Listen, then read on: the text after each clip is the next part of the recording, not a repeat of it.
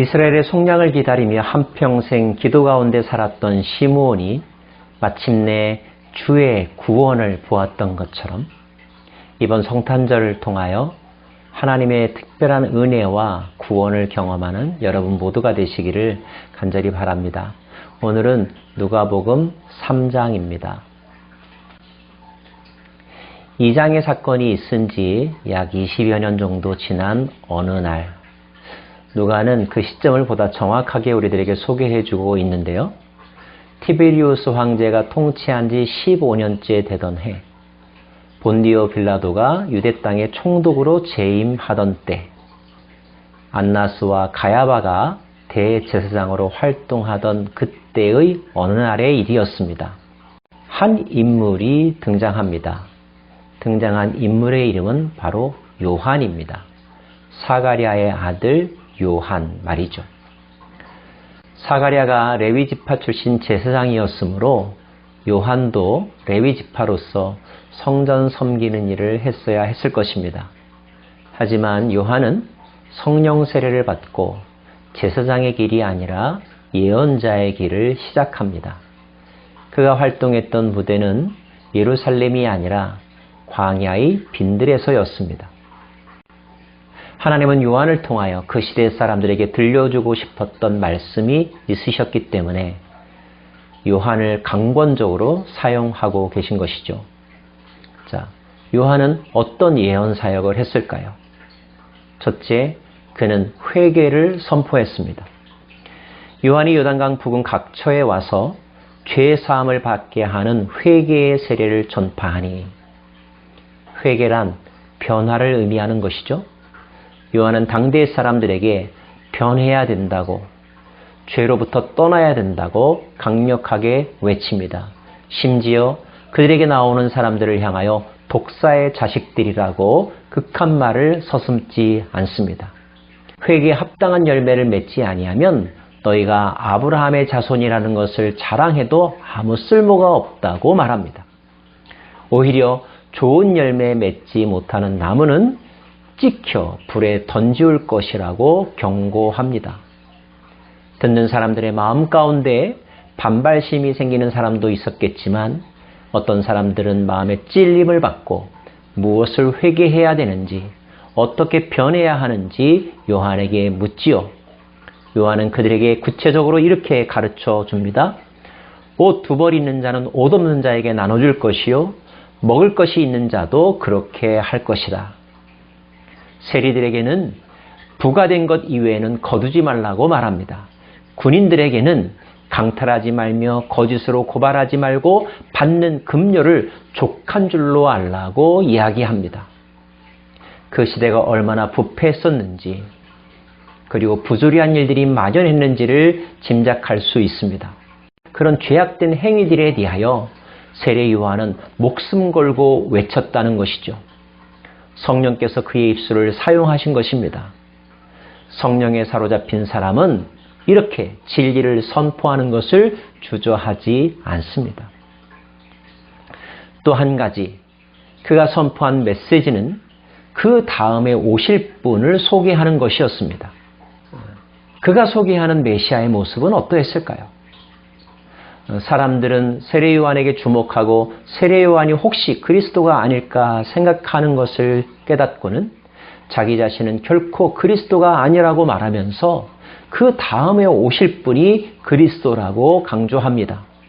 그분은 성령과 불로 너에게 세례를 베푸실 분이며 손에 키를 들고 자기의 타작마당을 정하게 하사 알곡은 모아 곡간에 들이고 쭉정이는 꺼지지 않는 불에 태우실 분이라고 소개합니다. 자기 자신은 길을 예비하는 자요, 그가 예비한 길을 따라 오실 그분은 알곡을 거두어 드리고 쭉정이는 심판하시는 분이라는 거죠. 그분이 바로 예수님입니다.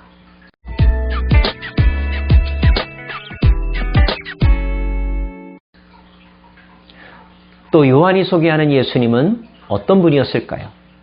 예수님도 요한에게 나와 세례를 받으셨는데요. 예수님이 세례 받으실 때에 하늘이 열리고 성령이 비둘기 같은 형체로 그의 위에 강림하시더니 하늘로부터 소리가 나기를 너는 내 사랑하는 아들이라 내가 너를 기뻐하노라 하시니라.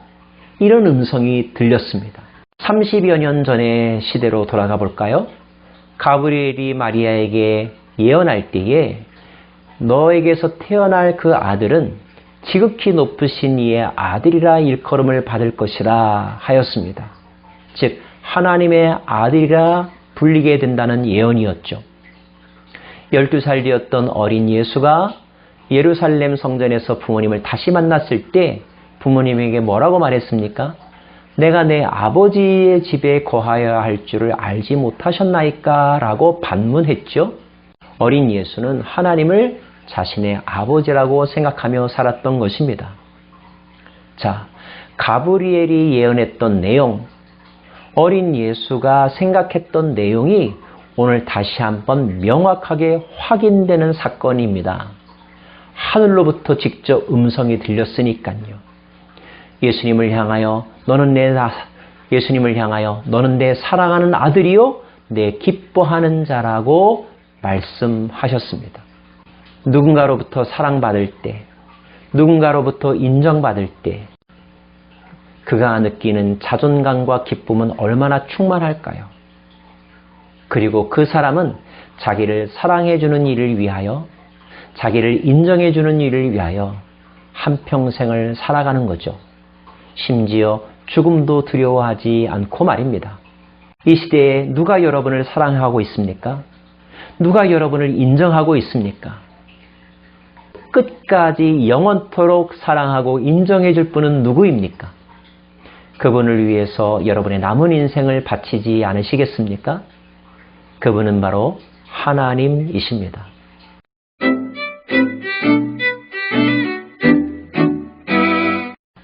또 한 가지, 요한이 소개하고자 했던 예수님은 어떤 분이셨을까요? 누가복음은 예수님께서 비로소 가르침을 시작하실 때의 나이가 30세쯤 되었다라고 소개하고 있습니다. 그러면서 예수님의 족보를 우리들에게 전해주고 있는데요. 족보에 수많은 이름들이 나옵니다. 근데 이 족보에 중요한 특징이 있습니다. 과거로부터 현재 순으로 기록한 것이 아니라 현재로부터 과거의 순서로 기록되었다는 것이 특징이고요.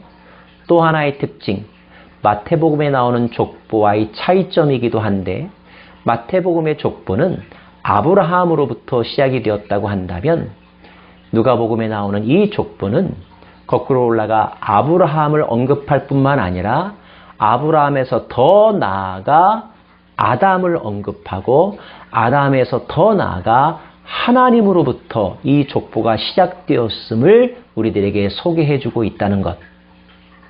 그렇다면 이 표현의 특징은 무엇일까요?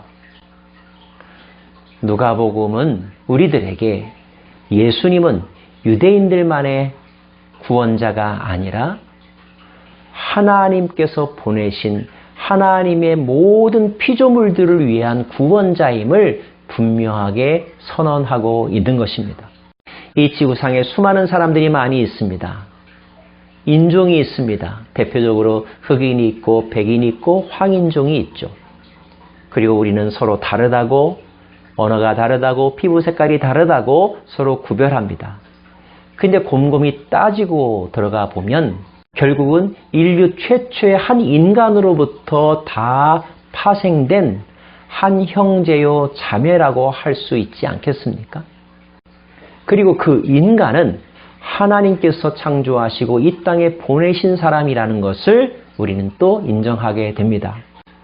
그렇다고 한다면 오늘 나와 함께하는 이는 어떤 차이가 있음에도 불구하고 부정할 수 없는 명확한 공통점, 그것은 우리가 하나님으로부터 지음받은 존재라는 것입니다. 아담의 후손이라는 것입니다. 이 사실만 생각하더라도 우리는 우리 주변에 있는 사람들에 대해서 얼마나 넓은 마음, 관용의 마음을 품을 수 있는지요.